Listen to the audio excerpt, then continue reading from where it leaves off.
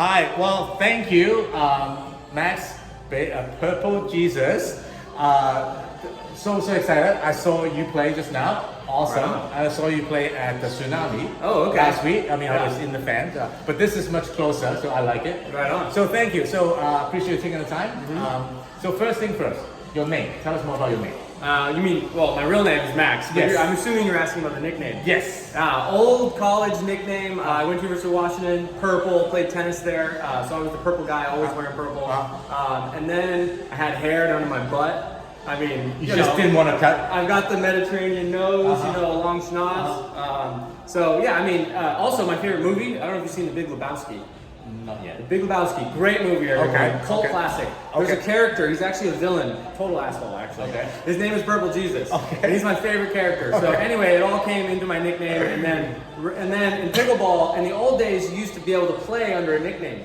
Before COVID, back in the day. Oh. Yeah, so I'm one of the only ones that have carried over the old nickname into like the modern game. Awesome. Thank you. So the question I always like to ask people I talk to is, do you remember the very first time you stepped into a pickleball? Yes. When was it and how was it like? Okay, so I actually write about this in my book. Good. We'll promote your book too. The very first time I played pickleball, I was with my friend Zach. He brought me to an LA Fitness. Okay. And we were indoors in kind of a basketball. In Seattle area? Yeah, like North Seattle. No, somewhere. okay. And we were hardwood floor. Hardwood floor, exactly. Back in the day. And This is all lots time of pickleball. different colored lines. Totally. So many lines. You don't know what they are. So anyway, I was playing on a temp net, hardwood, and wonderful group of guys, and one of them is a legend of the game. His name's Glenn Peterson. Okay. He invented the Swift net, and he's just he's a Boeing engineer, if I remember. He used to be. That might be true. I think so. I've heard from some of the sources. I haven't fact checked them. Yeah. Retired now, but anyway, wonderful man. And a legend. The Swift net. Oh, totally. Man. Yeah. And he was in his 60s at the time. Okay.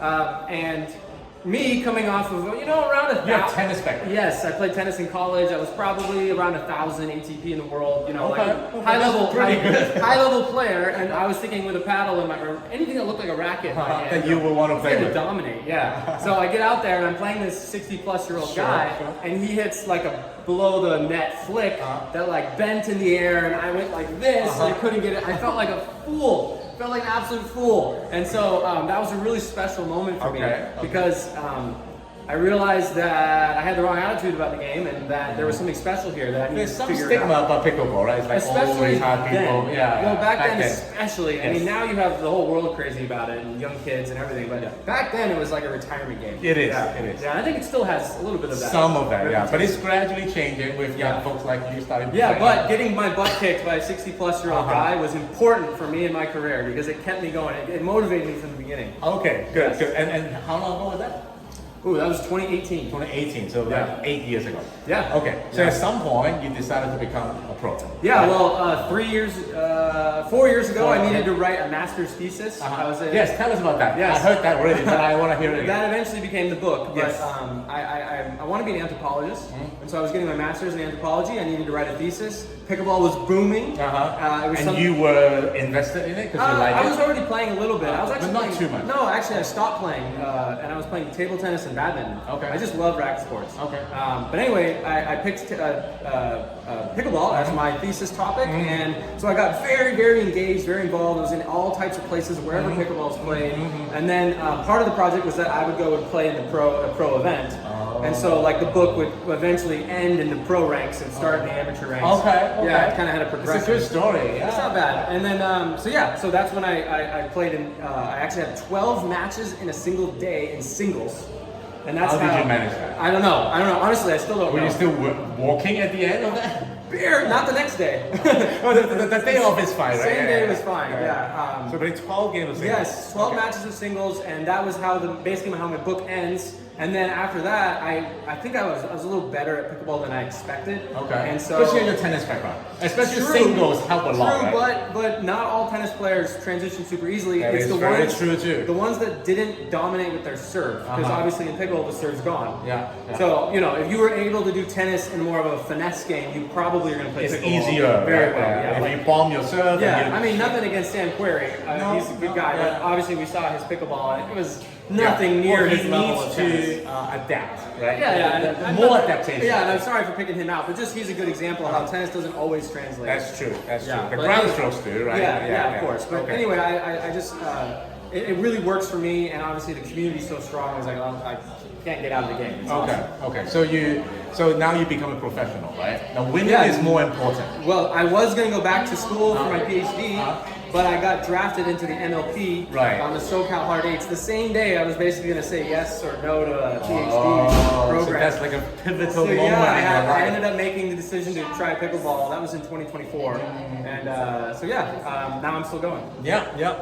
I think if I was you, if I have a chance to play pro sports ever, Yeah. PhD can wait, right? That's what Because people say. because- I'm a lot older than I look, though, so hopefully It's okay. I mean, people can still go back to school. So people can't play pro sports at 40, 50, 60, right? That's just a reality. Generally, part of my logic too. Yeah. Good. So, well, we're thankful because we saw how amazing your shots were. Oh, and thank you you. speed up when nobody saw it coming. I even use a speed up. This is called speed up. The paddles. Yes. Nice. And then I saw you mentioned badminton, Kim. Those Yeah. overhead, like off the ground Yes, slams. yes. Those came from badminton. I used to live in Indonesia. I taught English there at a high school You for did? 3 years. Oh, yeah. wow. And the number one sport in Indonesia is badminton. So I was Absolutely. playing it there. I ended up playing at my master's school in the US. And so, yeah, just like leaping up and hitting and the ball. slamming. And I And do most that people, pickleball. most people are not used to that. They're like, oh, what happened? Right. I noticed, well, coming from tennis, this paddle's a lot smaller, it's Uh-huh. shorter. Yeah, So yeah. I noticed at the beginning when I didn't jump, I actually was hitting the That's top. it, and then it would because fly. I'm used to it being longer. Yep, But when I jump, I have absolutely no issues. You can hit Yeah, down, right? yeah, exactly. Okay, great. And So I'm too small too, so like it gives me, I finally feel tall, right, at my contact point when I jump. awesome. Okay, so let's talk about winning is fun, right? Winning.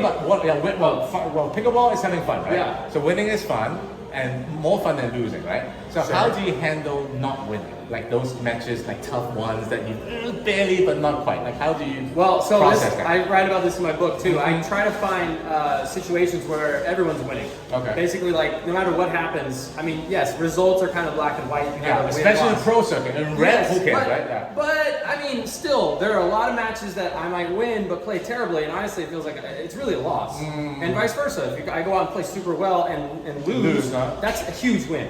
Okay, You know, so okay. it's a change of mentality, figuring out a way to evaluate yourself on things that are in your control. Okay. You know what I okay. mean? That's good. And yeah. also thinking outside yourself, thinking like, how can we all Bigger picture. mutually, how can everyone that's part of this moment grow and get something positive out of it, right? I think about that a lot. I call that co-opetition. So Okay. it's a Cooperate. mixture of competition and cooperation. Coexist. Yeah, so cooperation, competition, smash them together, co-opetition. Okay. That's That's how a new word. Yes. We should register that with the Oxford Dictionary Well, or something. it's part of the book. It's part of, Right, an right. academic thesis. Yeah. Okay. So, trying to get more situations that are cooperative, where Okay. we're competing as hard as we can, but also we're cooperating in a way where everyone is getting something out of the moment. Right, Yeah. right. Which is much easier, I might say, during rec than in pro. Oh, right? sure, Because sure, gold and silver are different colors. But the pro games are not.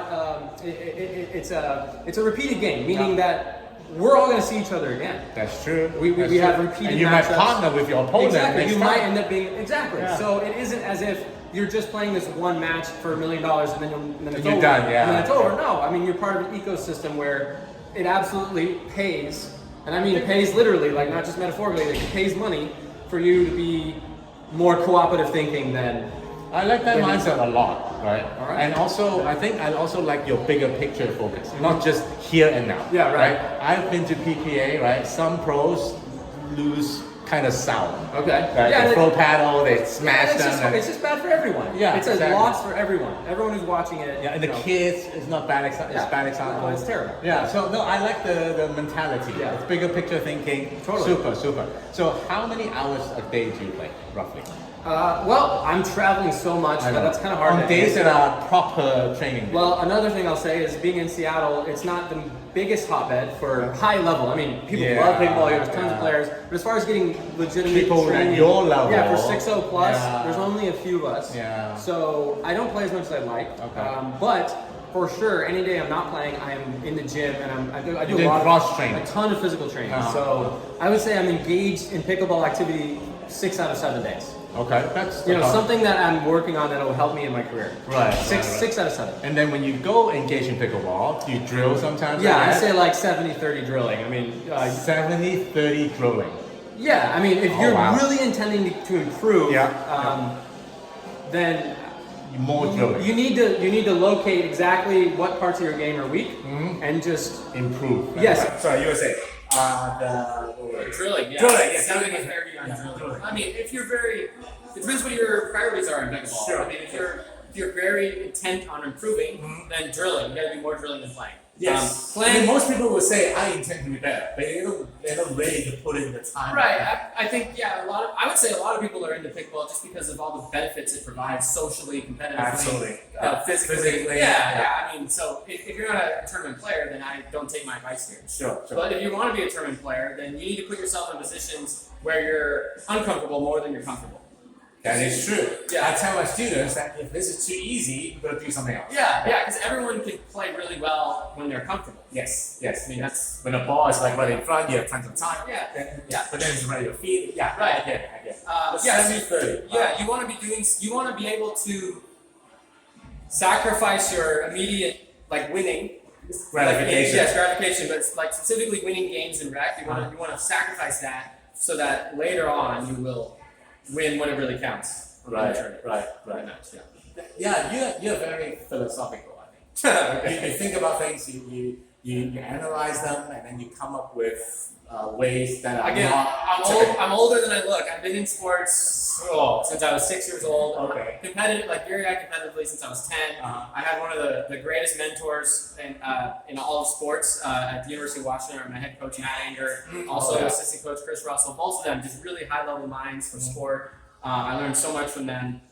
So yeah, I mean, I've been around and I wrote an academic thesis on sports. So you must have I thought have about it a a lot. I have a bit of a head start over most just because I've been, my life has put me into thinking, places where I have to think about sport a lot. Good. Yeah. Well, thank you for taking time. Yeah, I know we cheers. have to get ready for 1:30. Yeah, Just sure. squeeze this 10 minutes for us.